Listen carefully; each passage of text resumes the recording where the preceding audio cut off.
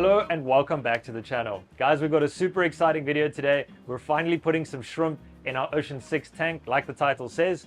However, I previously mentioned that this was going to be a two-part series. I've decided to split this video up because there's a couple of parameters that I've been measuring and I want to share that with you guys. And I also want to show you the shrimp that we're going to be putting into this tank. And it's going to take quite a bit of time to let that colony run and get through some breeding cycles before we can do a proper final sort of update video on whether or not these minerals are good. I'm going to do this video today. I've also got a couple of chores. We're going to take some shrimp to Helder Aquatics and then we're going to go buy our shrimp for this tank.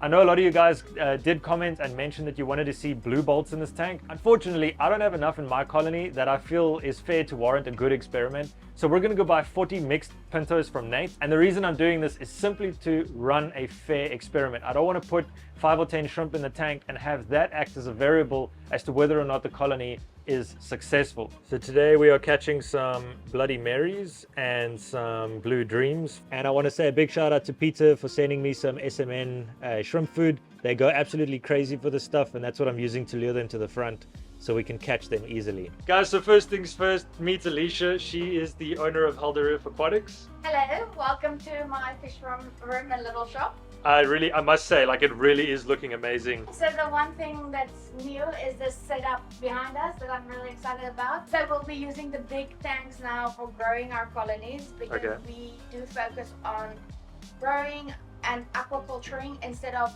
taking out of the sea and selling that. So I got you. It's much more sustainable method of doing it. Absolutely. So we are all about growing our own things. We'll frag, settle them, and then once they're settled, we'll move them over to these tanks so that where they will be ready for sale.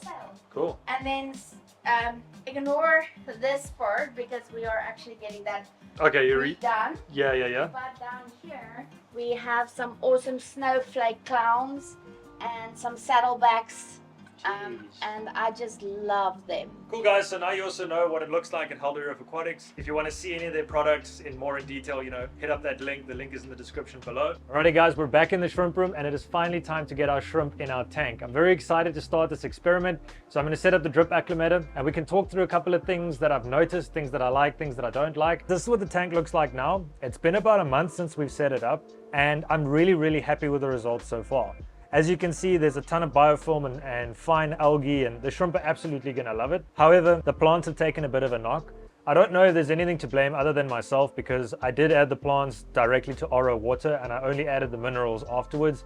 I'm not sure if that's something that could have affected them, but nevertheless, the moss at the back seems to have revived itself. The Christmas moss is looking okay. However, what I am going to be doing in this video is just replacing the Wassertang that I attached to the coconut caves. I really am not sure what happened there, but it died back completely and it's sort of been replaced by some of this like brown algae that's growing on there.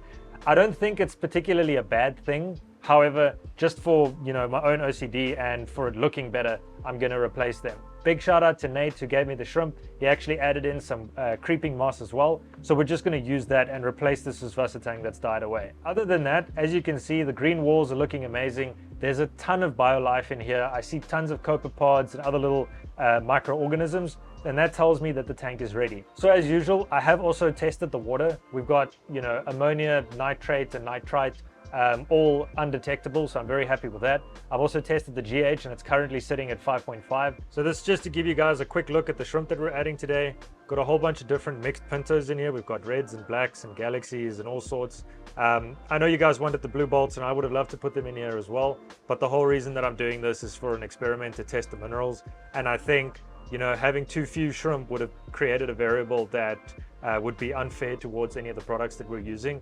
Well guys, there we have it. Our shrimp are in and they seem to be thoroughly enjoying their new home. I can honestly say there's nothing more confidence inspiring than watching your shrimp go directly to grazing in a brand new tank. So I'm very excited to see what comes of this in the next few weeks. So the idea now is to let this colony do their thing for the next 2 months. I'll keep up to date with water changes and I'll measure all the different parameters as it goes.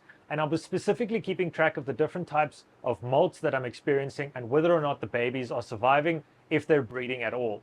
Unfortunately, even though they look like they're doing really well now, it's too soon to draw any conclusions. So in that final update video, I'll decide a verdict on whether or not I think these minerals are good to use. And you guys will obviously be able to make your own decisions based on the performance of the tank. As far as feeding or any other additives in the tank goes, I'm going to be sticking to exactly what I use for all my other tanks. So when I feed my other tanks, this tank will get fed. But I don't think for the next couple of weeks I'll even need to feed, due to the fact that there's so much biofilm and algae presently available. I hope you guys enjoyed this video or found it entertaining. Now at least you can see a little bit more detail with regards to this experiment.